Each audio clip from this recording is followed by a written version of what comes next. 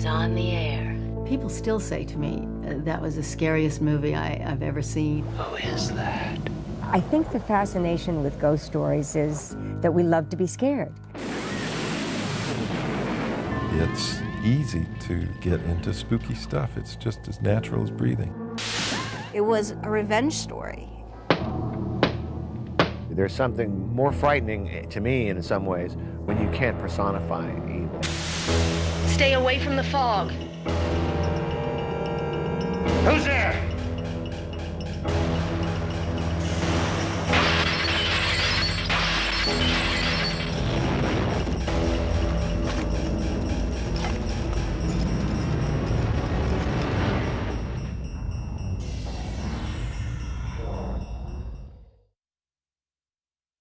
The one, the only, the classic Halloween.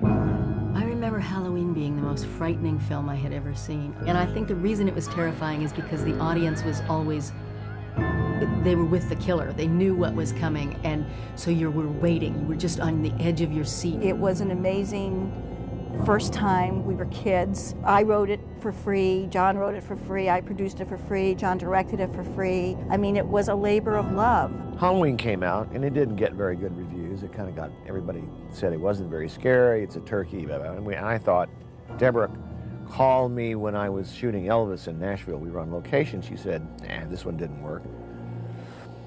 So I had kind of written it off, and then weeks later, a month later maybe, Bob Ramey from Avco Embassy came to pay a visit on the set and wanted to do a 2-picture deal with me over there. And based on the success of Halloween, I didn't know what anybody was talking about. What is everybody talking about? What success? I thought we bombed. Halloween got re-reviewed by the Village Voice, and it was kind of a very positive review. And all of a sudden, not only was the movie making money, but I was a sort of second-rate tin pot Hitchcock, which was absolutely not true, but that's what they were saying. Halloween became this independent filmmaking phenomenon. Halloween, until Blair Witch Project came out, was the most successful independent film in history. It cost $320,000 to make and grossed $55 million. Halloween gave John and myself credibility immediately. It became a cult classic immediately. John and Debra just lit up like a firecracker. They just became hot as they could be. They delivered this home run right out of the park with Halloween. And so everybody wanted a piece of that. Everybody wanted to be a part of that and see what they come up with next. They definitely wanted to follow it up with another scary movie, you know, to sort of plow that same field. I think they wanted to be sure that it was a very visual and a little more, I guess you might say classy, type of project. I don't think they wanted to do another knife picture. And they hit upon the notion of a real old-fashioned ghost story. It's not like John and I said, let's go do a ghost story. We happened to be in Stonehenge. We were over in England and we took a trek down Stonehenge. Out in the distance, pulsating in the fields and in the bogs out there, was this fog bank, and it was pulsating as if there was something in it. And John said, what do you think's in that, in that fog? It was a very overcast, kind of a typical British day, and there was a fog bank sitting out there, and it just seemed like a great eerie kind of situation. And then when we started writing it, we went back to the old thing of revenge.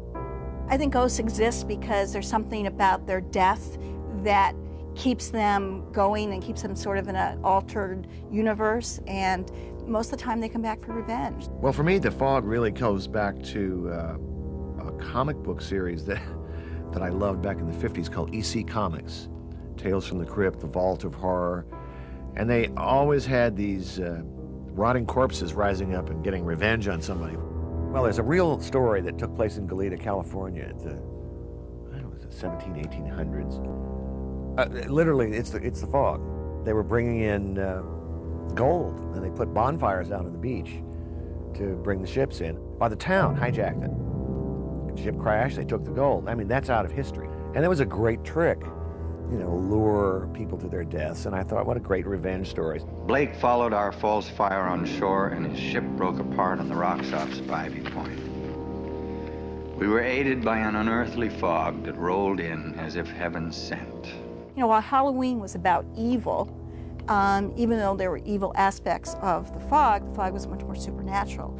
And I think what we tried to do in Halloween is we tried to explain evil in a human as opposed to the revenge in ghosts. And so there were very, very different themes to the films. And so therefore, because they're different themes, they have to look different and they have to be shot differently, and they were stylized in very, very different ways. We're not building you up the same way as we did in Halloween. We're not trying to get you to be frightened of the same things. It's somewhat different. We were probably drawing on a lot of the classic sort of ghost stories as opposed to horror and slasher. I think The Fog was very sort of literate in that sense. Didn't rely on the usual scares.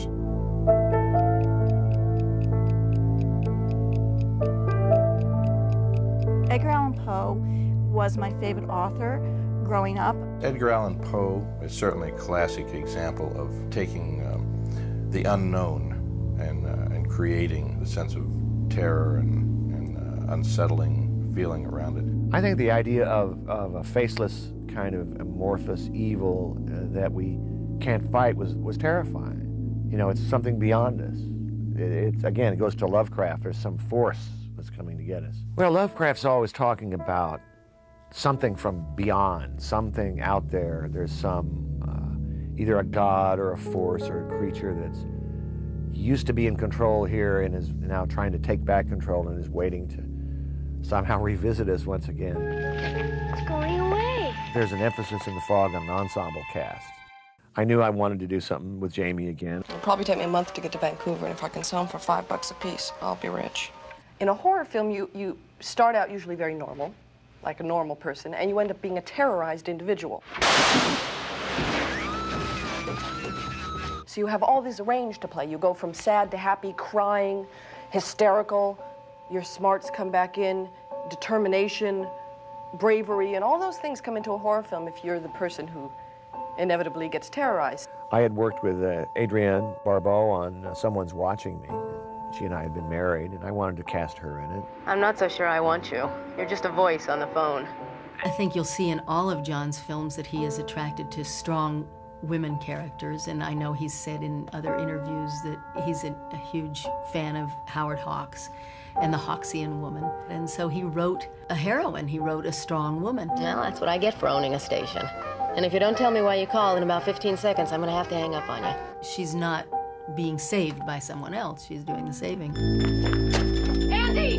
Andy, get out of the house! Mrs. Cobra's getting out of the house! Please, run! I became a John Carpenter fan when I saw a screening of Halloween. After the screening, I was very impressed. And I told him, I said, if you ever have a role for a middle-aged actress, I would love to be in your movie, because I really admire your work. I've always been a fan of Janet Leigh. I think you're taking all of this much too seriously. I was a fan, especially of Janet Leigh in The Vikings. It's one of my favorite old Viking movies. Here was an opportunity where we wrote this character who was kind of like the mayor of this town. All of us living here in Antonio Bay today owe a great debt of gratitude to those men and women 100 years ago. And why not cast Janet Leigh, my hero from Psycho, and just some incredible films. And we knew her phone number, so we called her and asked her to do it, and she did a great job. It's funny, but all I can think about is my silly dog barking all night. And My mom and I don't really work together in this film, which I must tell you, I prefer it, because it's very easy to put us together as a mother-daughter and make it a package deal in quite a few films, and we've been offered little parts here and there, mother and daughter. I would much rather work with her maybe in a film, but I'd rather save that one time that we worked together for a really terrific project. Our celebration tonight is a travesty. We're honoring murderers. For the priest, I think we needed to have somebody who was very sober in terms of his realization that he had kept the secret and he had hidden it from everybody. And so I think Hal Holbrook is a brilliant character. He's Mark Twain. And I think to have Mark Twain have that evil side to him, that sort of negative side to him, for me, was very exciting. But it does not soothe the horror that I feel being an accomplice to murder. he was really scary. And my responses were, I mean, it was for real. Jesus. Oh, I'm sorry, Mrs. Williams. 11:55, almost midnight. The interesting thing about shooting John Houseman was that we shot that scene, which is around a campfire on a soundstage. My God, it was a fire burning on the shore. We set up this sort of fake little campfire and brought John Houseman in for a day. We're in our 20s, our late 20s. We're filmmakers. We're on our second film, and he was such a gentleman. And he's from the old school. And he validated, in many ways, the process that we were making the movie The Fog. Shit, I'm sorry. John has a very dark side. There is, you know, that duality in John that I think is thematic in every film he ever does. Evidence of deep penetrating wounds in each ocular orbit entering into the cranial cavity. John is a storyteller using visuals.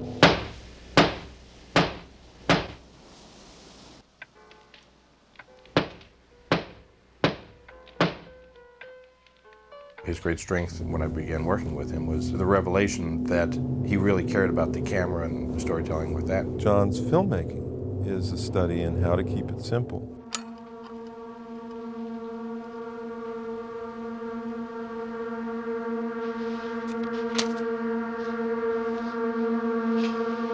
He doesn't allow the tendency that many filmmakers have to indulge themselves or get involved in a fancy shot or pile it on. Like no other filmmaker I know, he really focuses in on what's the point at a given moment. What am I doing here? Am I about to scare somebody? Am I trying to convey tenderness in this moment? He really tries to keep it quite simple. I think it's a great secret. I think the primary reason I'm making movies is to get a response from the audience, is to get the audience to go with me down whatever path I'm trying to take them, whether it's to make them laugh or to thrill them or just make them jump. Hello?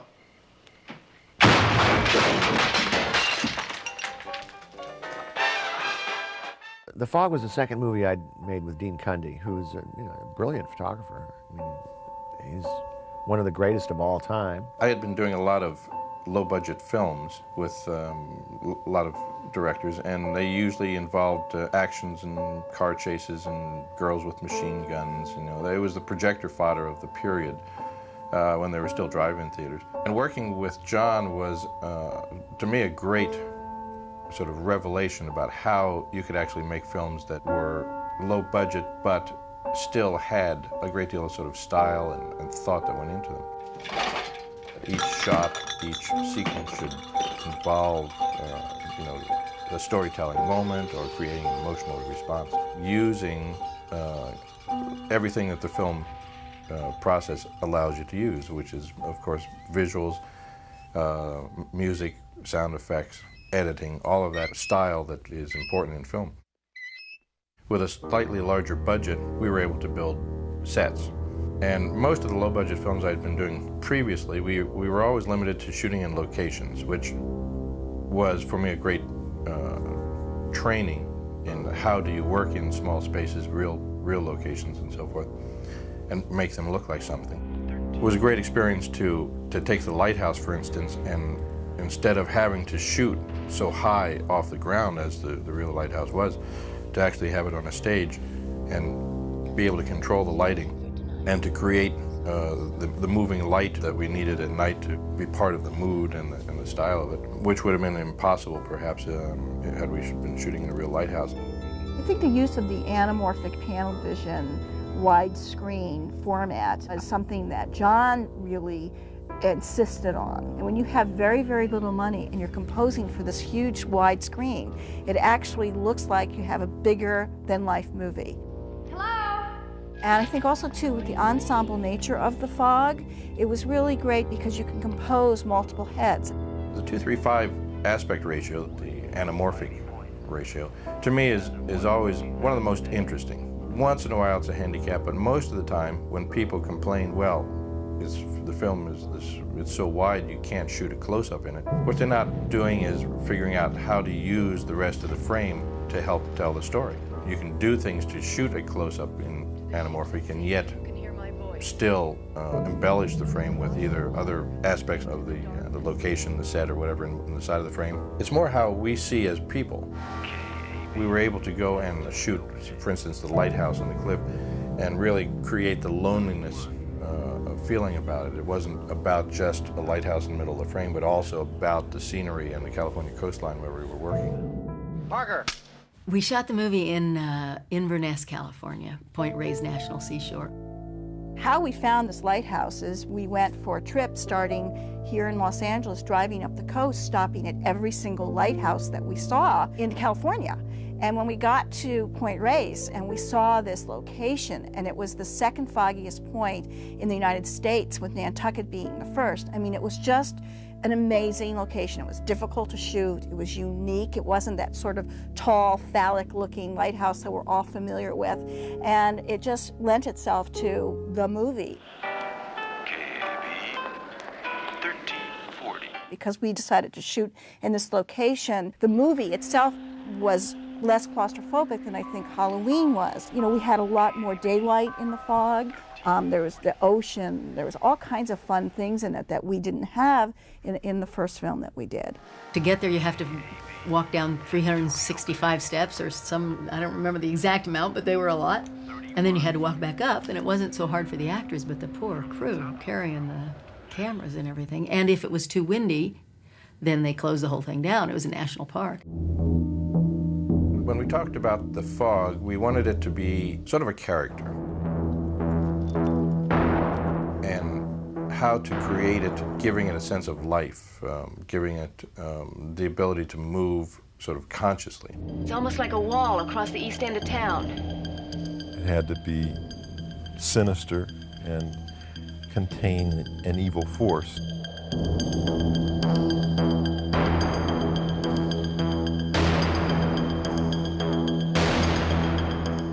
On set or around the actors, coming down the street, you have what are foggers. I mean, these big machines, and they put out all this fog. And I asked our effects guy, Dick Albane, what's your secret ingredient? He says it's called fog juice. And if you've ever played around a movie set and watched the special effects guys doing their fog machines, either the great big ones or the little bitty foofers, it's just sort of and it goes like that and it goes away. So try controlling that.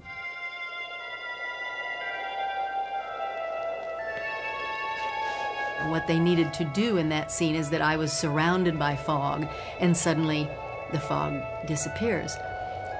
But they could blow the fog in, but they couldn't get it out. So John came to me and he said, look, we have to act this scene in reverse, and then I'm going to print it backwards.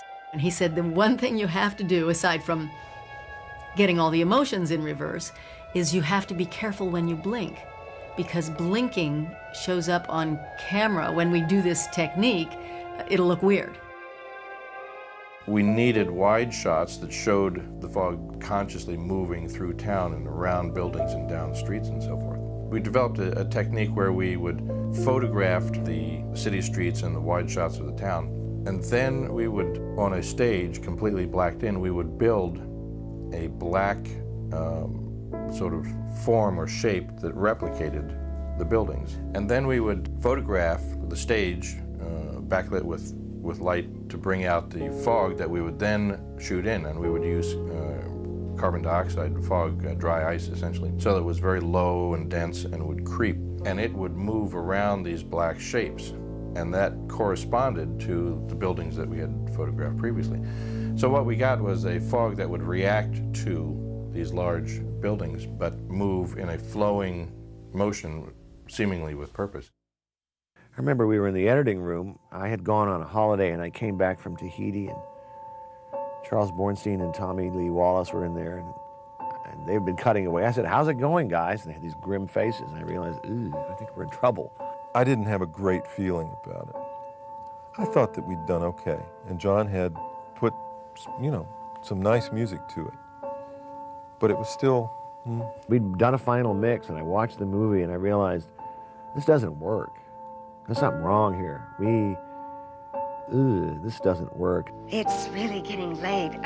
There's not much we can do about any of this. After we showed the picture to Bob Remy and the Afghan Embassy team, they felt that it really wasn't quite scary enough. They didn't react with the amount of terror that we had hoped. It sucked. It was terrible. And it didn't have an impact, you know, this wasn't any good. That's a tough time. That was the first time as a filmmaker I had to face that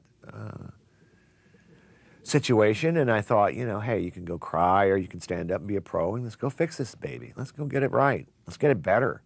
Let's make it scarier. Let's make it moodier. For a moment, they could see nothing, not a foot ahead of them. And then they saw a light. We felt like we needed to go back in and emphasize certain things that would raise the stakes in terms of the horror and the terror. There needed to be more. There needed to be the obvious threat of life.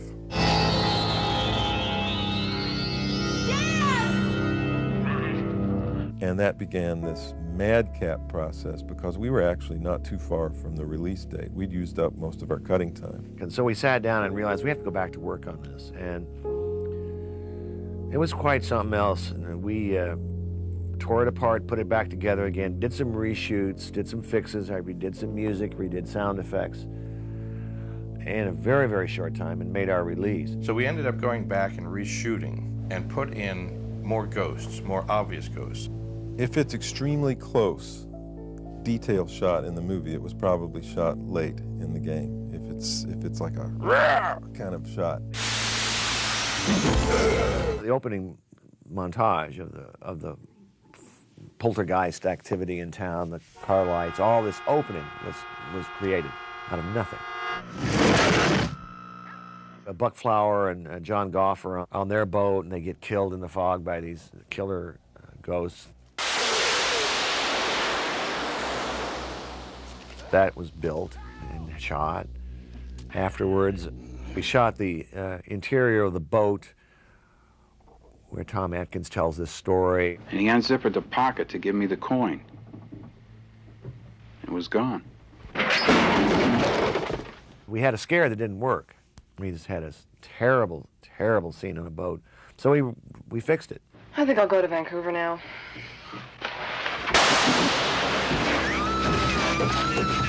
I added a character in the morgue where the guy sits up. That was all after.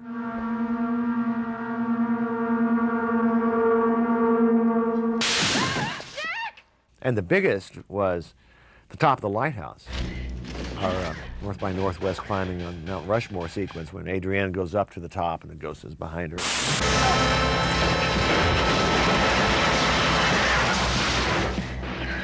That was not in the original. So you were talking about a lot of mood, fear, scary scenes, just better done. David Cronenberg had just come out with the movie Scanners, and the Scanners was really quite graphic, and there was more gore in Scanners than we had in The Fog. I mean, John and I are always sort of big fans of things what you don't see is actually scarier than what you do see.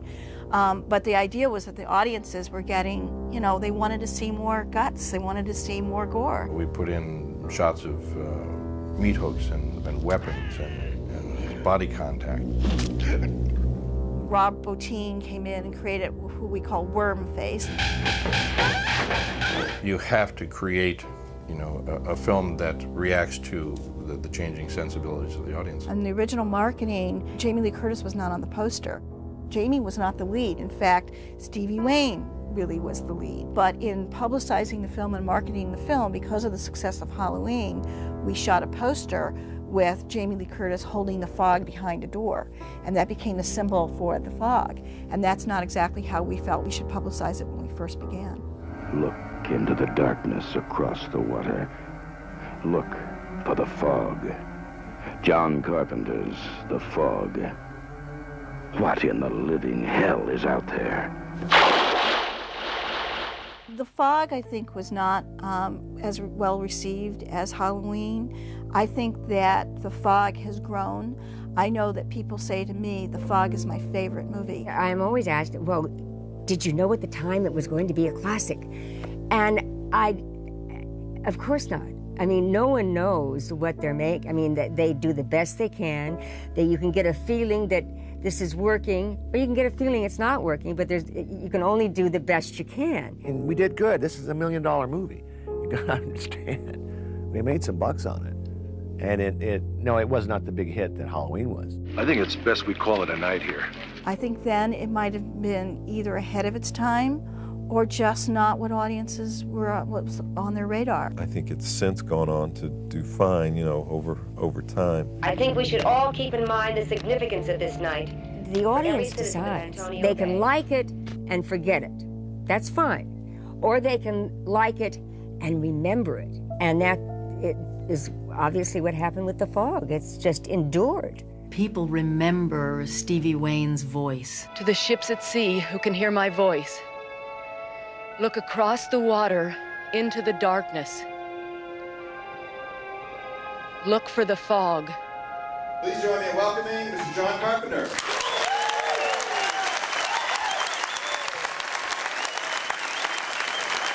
The audience that loved The Fog has grown and grown and grown year after year after year.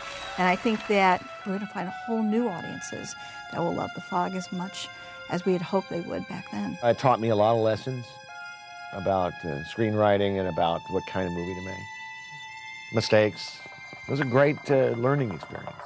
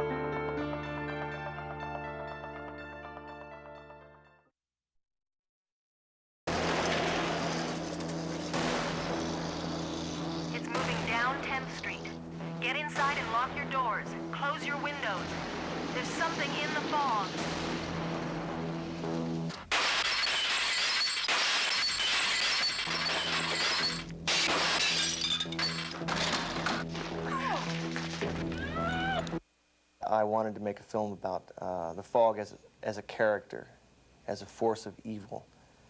But I think it boils down to a horror film in the end. Horror films have traditionally been good at the box office, so that's one thing. But also I enjoy making people jump. I think it's purely instinct to know what's going to be scary when you're writing a screenplay. My background is a love of features like The Thing and Tarantula and all those horror films of the 50s. And from watching them as a child and growing up with them and reading a lot of Edgar Allan Poe and those kinds of books, I've learned to love horror, and instinctually I know when something is going to be scary. Suspense is the anticipation, what's going to happen, which builds the fear. I mean, you're afraid of the suspense because you're afraid that something's going to move all of a sudden, and you know it's going to move, and when it does, you're Bleh! But that's a wonderful talent to be able to create that on the screen. And obviously, Mr. Hitchcock has been a master of that for a long time, and I think that John does that beautifully. John wrote and directed a film for television, which was originally entitled High Rise, and then when it aired was called Someone Is Watching Me. And he had never met me, but he had seen me, and so he wrote a role with me in mind. Called me in and asked me if I'd be interested in doing it. I read the script and thought it was the best television movie script I'd ever read. So we started working together, and became friends and onward. And so we had had a working experience prior to The Fog. But The Fog was the first time we had worked together as romantically involved couple. And we made a great attempt to be very professional. Hey. What? The lights went out. Everything's going crazy. Barometer's falling, temperature's dropping. Then what is it? What the hell's that? Dan, what is it? What's happening? What is it?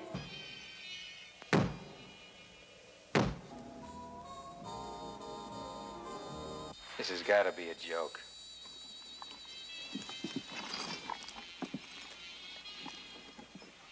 Someone's at the front door, sweetheart, playing a stupid joke. And whoever it is, they ain't gonna like finding me home. Dan, stay away from the